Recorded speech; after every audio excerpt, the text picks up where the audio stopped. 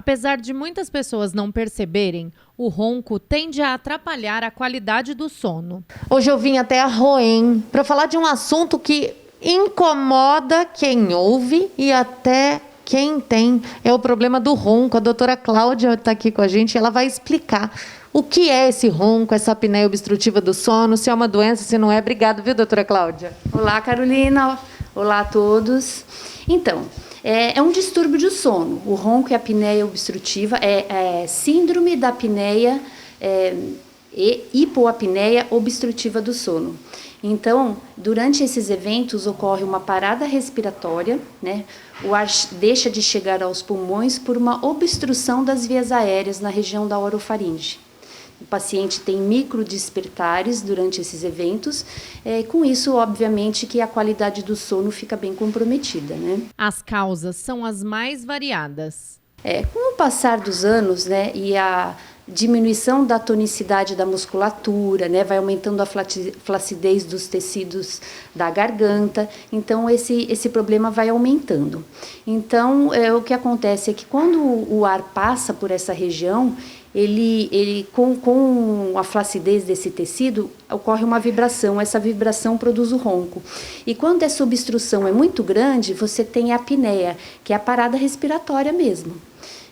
Então, assim, a gravidade dessa síndrome vai depender de quantos eventos de apneia ocorrem durante a noite. Então, você tem formas de medir isso, né? Então, tantos eventos por hora, e vai determinar a gravidade dessa doença. As crianças roncam porque tem os problemas de adenoide, os problemas alérgicos, os problemas de desenvolvimento das arcadas dentárias, então tem muita criança que ronca. E a gente pode falar disso na hora da prevenção.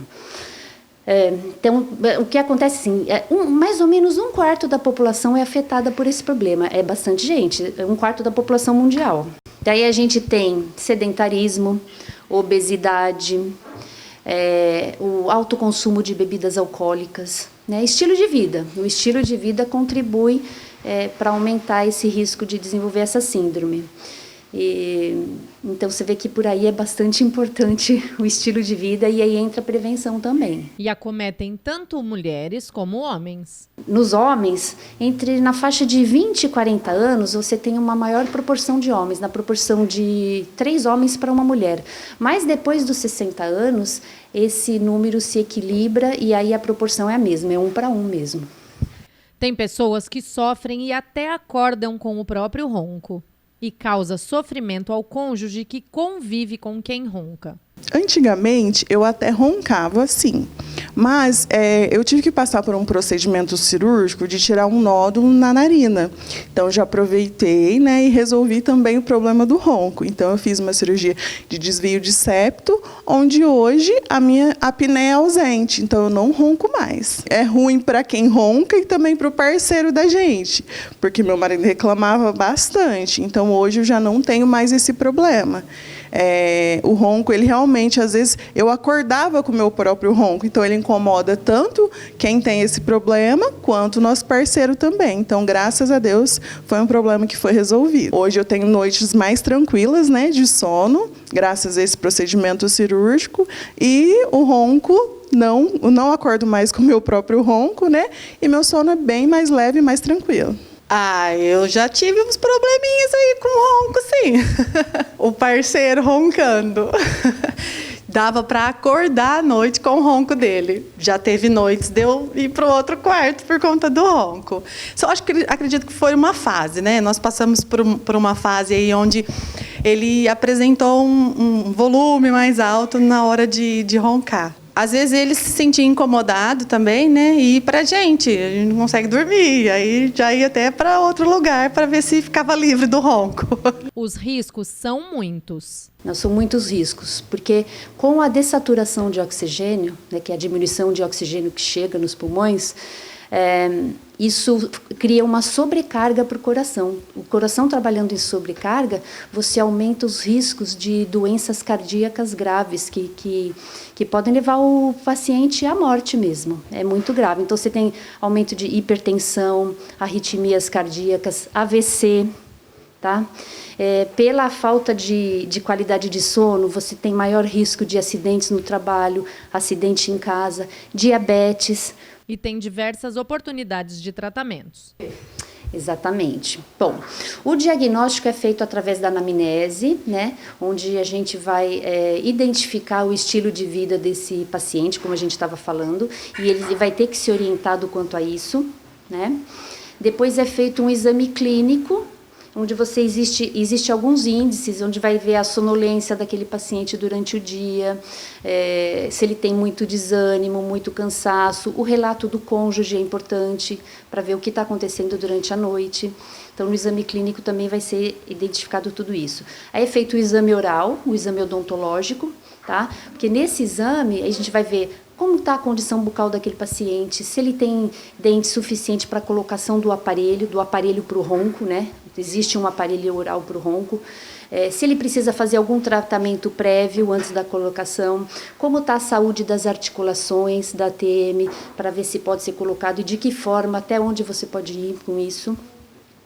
Aí tem as radiografias, que é a teleradiografia lateral, que é o exame onde é feito o traçado cefalométrico, que é onde a gente vai ver alterações não, mas a característica crânio-facial do paciente, que também interfere nessa condição, tá?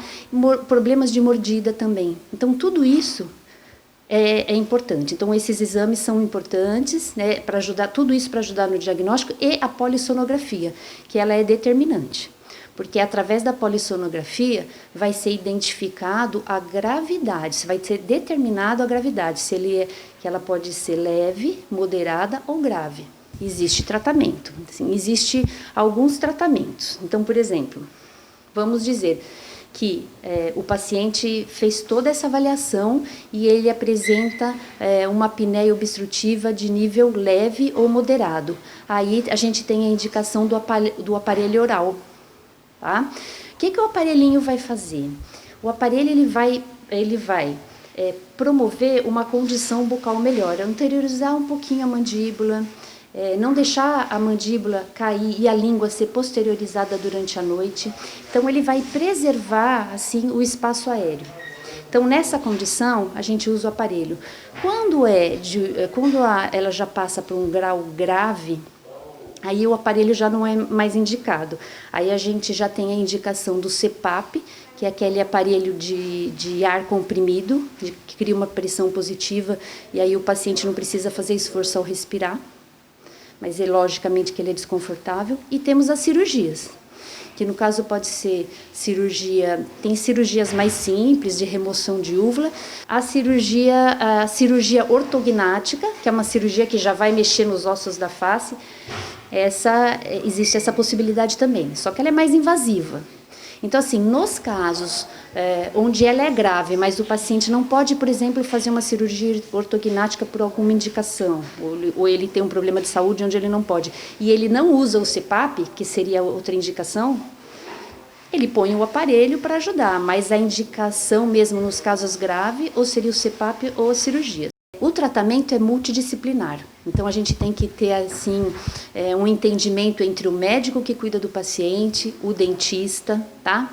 Fonoaudiólogo também pode entrar, porque o fonoaudiólogo ele pode orientar o paciente a fazer exercícios para tonificar a musculatura dessa região. Então, o médico, junto com o dentista, junto com o fonoaudiólogo, vai trabalhar, todo mundo junto aí, em benefício desse paciente, correção, assim, melhoria do estilo de vida. É um conjunto de atitudes que tem que ser tomadas no sentido de devolver qualidade de vida para aquele paciente. E existe alguma forma de prevenir para que a pessoa não venha a ter a apneia ou não venha a sofrer com isso no futuro? E se a gente for falar em prevenção, o tema é vasto, né? Mas o que acontece? Começa na criança mesmo, tá? Com a identificação da respiração bucal na criança. Porque para que haja o desenvolvimento correto das arcadas dentárias e da face, precisa da respiração nasal. tá? E então, se identificou o problema na criança, se aquela criança tem adenoide, se ela tem atresia das arcadas, tem que resolver esse problema através de cirurgia, aparelhos ortopédicos funcionais, que vão proporcionar um desenvolvimento das arcadas dentárias, para que ela tenha uma mandíbula bem posicionada, língua bem posicionada, né? Então, o desenvolvimento correto dessa região da face. E isso vai proporcionar uma condição melhor lá na frente, tá? Porque, caso contrário, ele vai estar mais predisposto a desenvolver essa síndrome da apneia obstrutiva do sono. Então, o estímulo da respiração nasal, do correto posicionamento da mandíbula, do correto desenvolvimento das arcadas dentárias, começa com a amamentação natural no seio materno. Então, fica a dica, tá bom?